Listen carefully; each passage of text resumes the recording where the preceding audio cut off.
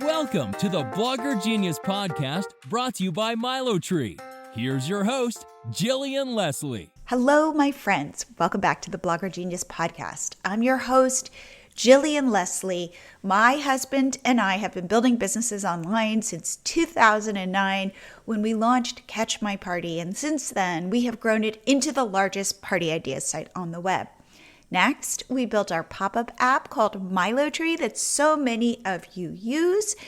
And most recently, we have rolled out Milo Tree Cart, which is for creators, bloggers, coaches, online entrepreneurs who hate technology, sell digital products to their audiences. These are things like digital downloads, paid workshops, memberships, coaching, mini courses, anything you could sell digitally, you can sell easily with Milo Tree Cart. I have been getting on calls with our most recent customers, and I've been hearing certain things. So I was on a call this week with a woman, bought Milo Tree Cart, and gosh, within a couple days had something like 5 products set up. She has been using ChatGPT to create an ebook, checklist, guides, printables. It's amazing.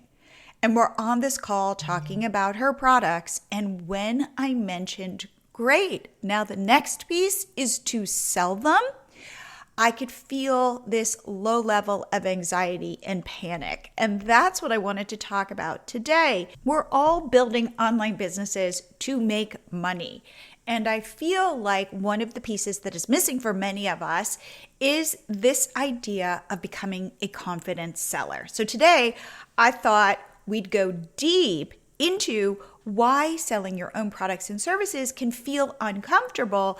And I want to share 5 strategies we can all use to make selling easier. So let's start with the heart of the matter. We're putting something we've created out into the world and then asking people to pay for it. And this can tap into our deep-seated fears of rejection, inadequacy, thinking, well, what if nobody buys it? Or what if they don't see the value? Or does this mean they don't see my value because my value is somehow tied up in whether somebody buys my ebook? And I think this is, of course, especially for women and mothers, because we often grapple with these kinds of questions. Like there's this feeling that selling is aggressive or pushy or manipulative. And this can clash with that, desire to be nurturing and helpful, supportive. So how do we reconcile this? The question is really, how do we sell with more ease? So the first thing I want to say is it's vital to remember that selling is not about you or your self-worth or your identity. It's about the product or service you're offering. Full stop. If people don't buy, it doesn't mean they're rejecting you personally. It simply means that this specific offer doesn't resonate with them at this specific moment, and that is okay. Remember how I talk about you're a miner and you're mining for gold? Well, the only way you know if you have found gold is by putting your product out there and seeing if people buy it. So it is the way that we test, that we experiment, so that we know if we're onto something. So this woman I was talking to, she's feeling really good about her products. And I had to break it to her to say only the market is going to tell you if you're onto something. And my recommendation to her was don't create more products until you have tested these 5 products you've already created, because I don't want you wasting your time. And I hope that you see some traction and then you know what direction to go in, where to dig deeper as a miner. So each sale provides feedback. It helps you understand your audience better, refine your offer, improve your selling techniques. It's about learning and growing. And it's not, this is the piece that's really difficult, but it is not a statement about our own personal worth. So let's dive into the 5 strategies to help you reframe your mindset and give you a new way of thinking about selling. Tip number 1, Believe in your product or service. So when you believe in what you're selling, that you're really bringing value to your customers, selling becomes less about pushing a product and more about sharing a solution.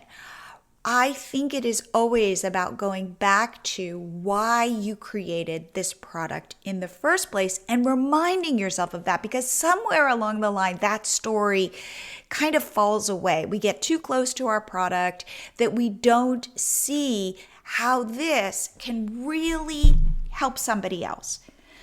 And tip number 2 is know your audience. So when you understand who the people are that you are selling to and what they need and how your product fits into their life, it's easier to communicate effectively and confidently what it is you're offering. Also, by coming up with an avatar, that person that you are helping, I think makes the process easier. This is also why once you do make a sale, go befriend that person so that you can pick their brain and understand exactly how they're thinking so that you can create more products to help them. Okay, the third tip is practice. This is a muscle. Nobody comes to selling easily. Maybe Kim Kardashian. But otherwise, it is all about getting good at these skills and growing comfortable that every no is not a rejection, but an opportunity to learn and refine. I know a couple of years ago when I started selling, God, it felt so weird. And yet over time now, I've gotten much better at it. Tip number 4, frame selling as solutions, as helping. It is hopefully a win-win, right? Which is I make your life better and you make my life better. I sell you my solution. In return, you give me money. I think that life would be much better if we looked for the win-wins. Plus, somebody who is paying you for whatever your product or service is will get more value out of it than if you give it away for free, because we value what we pay for. So you're not pushing a product onto someone, but you're offering them help, a better life, a better way of seeing themselves. So when selling is seen as helpful, it feels more natural and just less stressful. And the 5th tip that I wanted to share is to use tools that make selling easier. And you know what I'm going to talk about? Tools like MiloTree Card, which can take the pressure off of having to learn a new platform. We streamline the process for you. We give you free fill-in-the-blank sales pages, which, by the way, we're integrating with AI. All you have to do is tell us what product you're selling, and boom, you will have a sales page right there ready to use.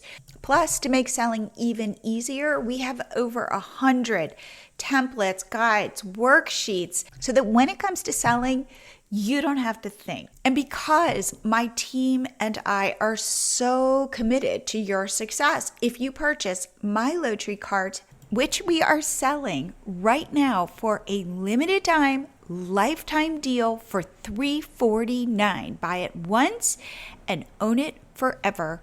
If you purchase by the end of August, I will get on a 1-hour coaching call with you, which, by the way, I usually charge $300 for, to help you where you're stuck, to give you ideas, to talk about sales strategy. But really, I think of these calls as me helping you see you more clearly so that you can get out of your own way, get out there, create your products, and then go that next step and sell them with confidence. So to conclude, selling is not a reflection of your self-worth. It's a skill to be learned, a process to be refined, and a means of helping your audience solve problems with your wonderful products and services so that you can make money and go live the life you've always dreamed of.